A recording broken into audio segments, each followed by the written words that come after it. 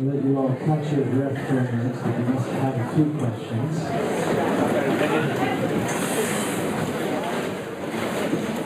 Thank you all for coming, first of all. We'll try to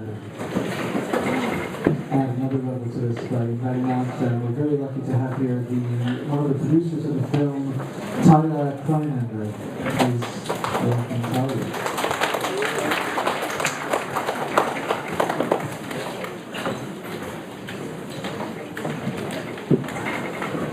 Thank you so much for being here. Thank you for having me.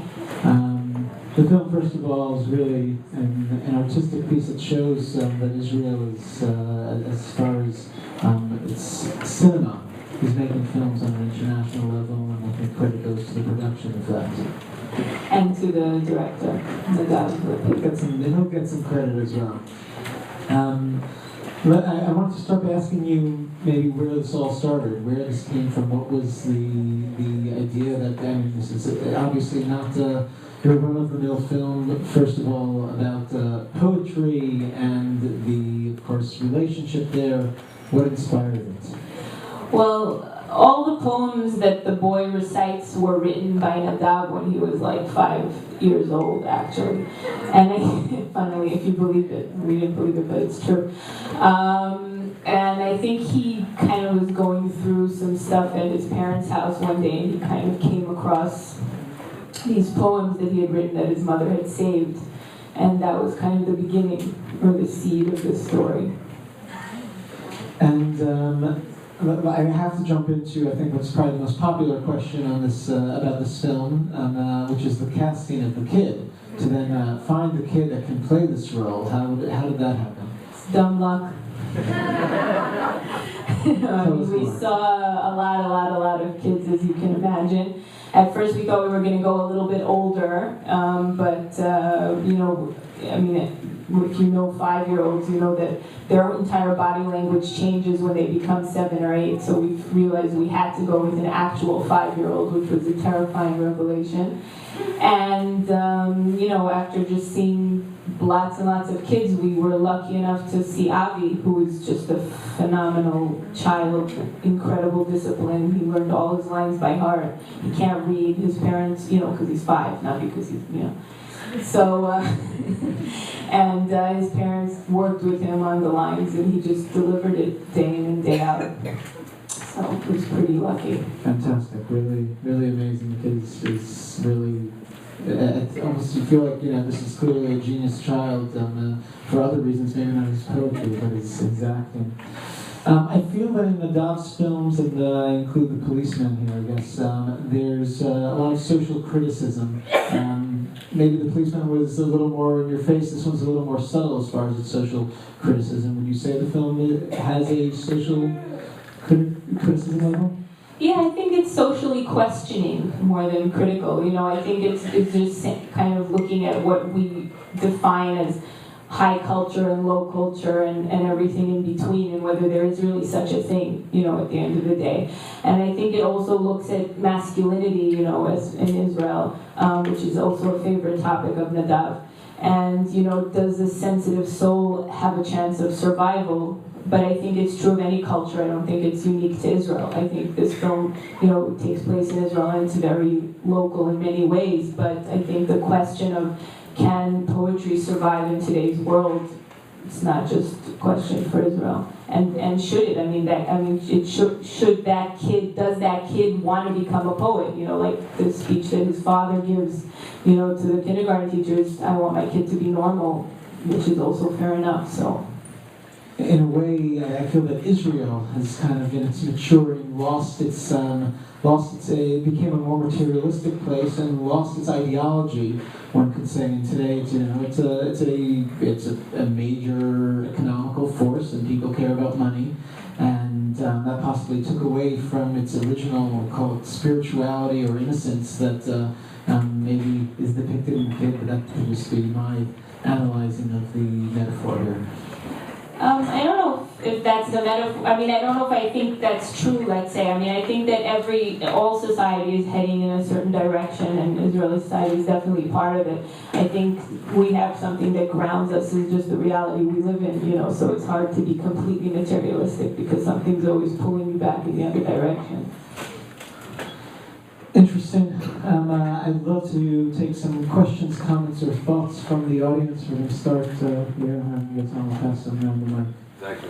Just okay. Just a few words about the actress. Who is she? And theater, film. Some more dumb luck. Sarit Larry actually was an actress in Israel 20 years ago. She was in some, you know, when she was younger, and she left Israel and she came here and studied philosophy. She actually has a PhD in philosophy, and she hasn't acted in 20 years. And then when we were casting, we were frustrated with the people we were seeing, and our casting agent said, you know, there were these actresses here like 20 years ago, a couple of really good actresses, and they just left. And so Nadav looked her up on Facebook, and he auditioned her on Skype. And we saw her, and we were all kind of mesmerized by her, and she agreed to come to Israel to audition, and she did, and that was it. So it was more luck, really.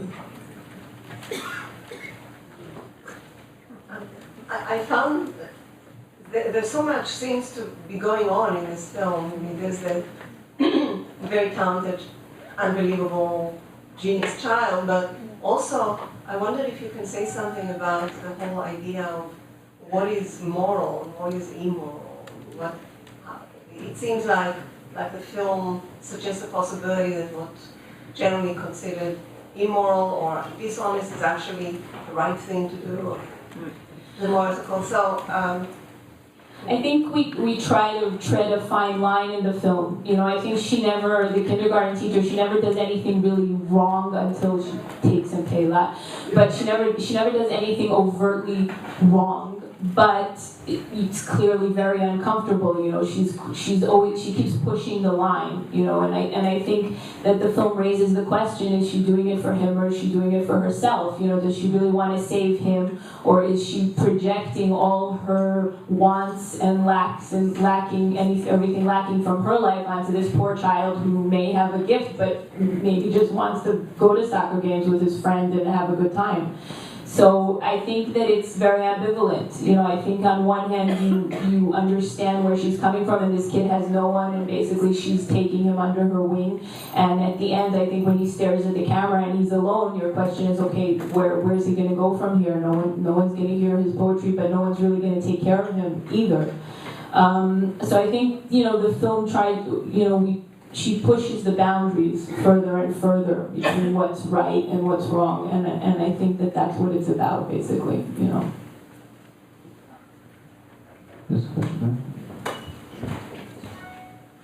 I thought the child's acting was absolutely brilliant, and I'm just very curious, what type of parents and what kind of guidance did this child get and how long did it take to film this movie? It was very obvious at the end that it was going to be moved. It didn't really take that long. We had 25 days shooting, but his days, he had to work half days because it's illegal to make children work 10 hours straight, as it should be. So we had to, you know, split all his days into half. So basically, you know, all his days were double. So it wasn't that long a period of time. His parents are incredible people who are very invested in the film. I know I wouldn't have the patience to do what they did. And, you know, again, we were just very, very fortunate with the child and with the parents as well. They were very committed to the film. They worked with him every day. They worked on his lines. He came, you know, again, he came in knowing his lines perfectly, understanding the character. Obviously, we shielded him from certain elements of the script, which were inappropriate for him. But they were really incredibly cooperative and just passionate about doing the film. And they felt that it was an educational experience for him, and they just completely committed to it. To me, and maybe I misread the film, this was a story about obsession. The fact that the kid did poetry, okay.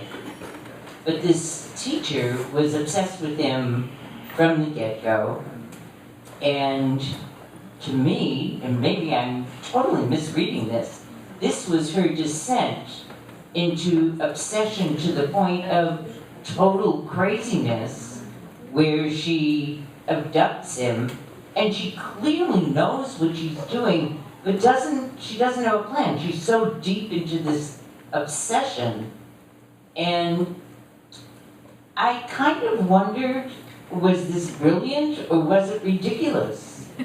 So tell me a little bit more about the obsession part of it. Well, I accept either interpretation, brilliant or ridiculous.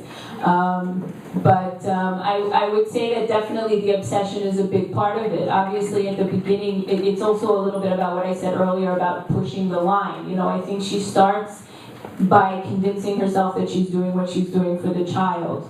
And I think that very quickly we realize that she's not completely doing it for the child, and it definitely goes to a point that as a viewer you see it and you're saying she's crazy. But on the other hand, her intentions are still there on some level. You know, she does care about this child. So I think, again, it's very ambivalent, but I completely agree with, you know, that's a perfectly valid interpretation, and it's definitely there. You know, it's definitely present. How far will she go for this? And she's gone, when she goes and she's like asking about a passport, you know, it's ridiculous. She's not going to get a passport. We all know that. So, you know, it's kind of a suicide mission a little bit. I have two questions. First of all, can you say a bit more about the director? Because you said that he actually wrote the poem, and what happened to those poems? I mean, has he published anything, or has he become a poet? No, he stopped writing when he was 7. His career peaked at 5, his poetry career. And the second question is, okay, so at the beginning she's kind of normal or whatever, has a regular life, and then at the end she kidnaps. But in between, like you say, she's pushing the boundaries. What's the purpose of all this affair with the teacher, and why does she have to lie? Like, what's this whole... I mean, the teacher is a separate question. I think the teacher, again, I think she's just kind of at a point where she's trying to be something. You know, she's trying to be this interesting person. She's trying to be this poet, which she isn't, obviously. And I think that in that scene, she kind of realizes her own mediocrity in a way. When she starts walking back and forth and she recites this poem and he looks at her and he's obviously interested in something else, I think kind of her own mediocrity dawns on her. And that's why she decides, you know, to take the kid and he's going to be the poet. She's not a poet, you know. And I think that's that moment for her. And I think that's part of her kind of downfall in a way. At least that's my interpretation, but yours is as valid as mine. And I think it's one of the steps in her slowly, you know, her downward cycle. Big step. In one of the, yeah. Talia, thank you so much for being here. Thank you for bringing us this film. Thank you. Folks, the film opens the end of July in theaters. Tell your friends, prepare your friends for this film, and let them know to support us.